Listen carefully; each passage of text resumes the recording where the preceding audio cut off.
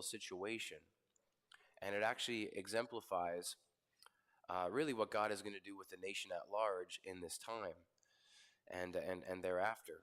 So he gives them a sign that the shadow of a stairway is not going to go the direction that you would expect shadows to go, but the opposite direction.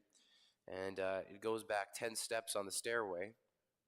And that is sort of a very metaphorical or symbolic way of saying that I kind of all together. Eventually, the Judean kings will be cut off. And it's for that reason why Jesus is called the branch that comes from the shoot that's like a stump. It looks like there's nothing left.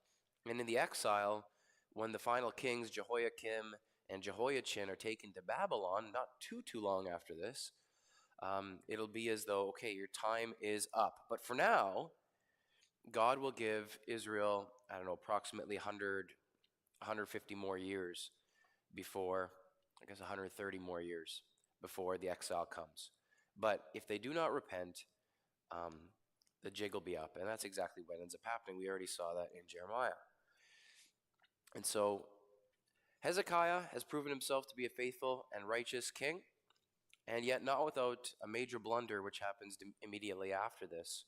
Hezekiah will end up going to the king of Babylon, who, remember, at this point in time is not really the up in marvelous fashion to bring salvation to his people. But if that generation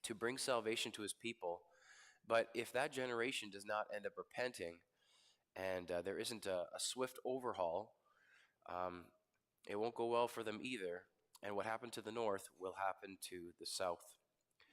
Now, Hezekiah ends up having a son within that 15-year period. His name is Manasseh.